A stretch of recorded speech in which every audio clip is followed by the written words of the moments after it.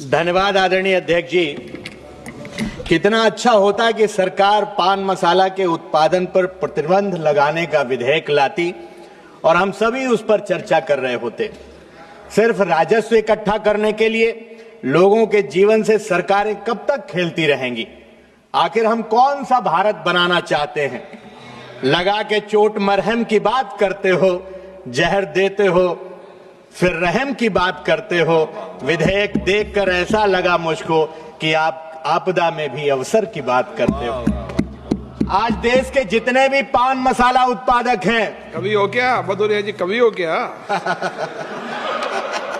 वो अरबपति खरबपति बनते जा रहे हैं और उसे खाने वाला आदमी कैंसर जैसी गंभीर बीमारी से ग्रसित होकर समय से पहले ही इस दुनिया से रुखसत हो जाता है। पान मसाला में कांच पीस करके मिलाया जाता है जो गाल में घाव कर देता है और वो कैंसर बन जाता है।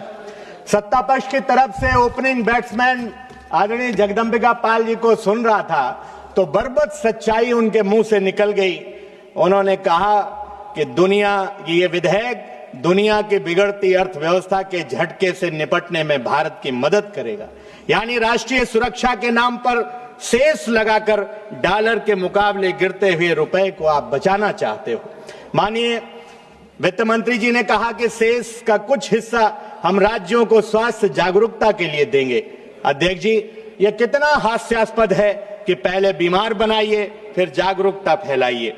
दरअसल ये उपकर सरकार की आर्थिक विफलताओं को आम जन की जीवन की कीमत पर ऑक्सीजन उपलब्ध कराना है। आप कभी स्वच्छ भारत उपकर, कृषि उपकर, शिक्षा उपकर लगाते हैं, परंतु सीएजी कहता है कि शिक्षा स्वास्थ्य उपकर के लाखों करोड़ रुपए खर्च ही नहीं किए गए। इसलिए आपका यह कहना कि सेस लगाने से कीमत घटेगी और खरीदार हतोत्साहित होंगे, मैं कतई सहमत नहीं हूं। आप कितनी भी कीमत बढ़ा लीजिए, ये जो पान मसाला की तलब है ना, ये नहीं छूटने वाली।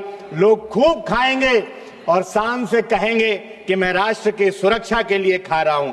इसलिए आपको खूब राजस्व मिलेगा, बनाने वाले और अमीर होंगे, खाने वाले कैंसर से बेचारे मरते रहेंगे।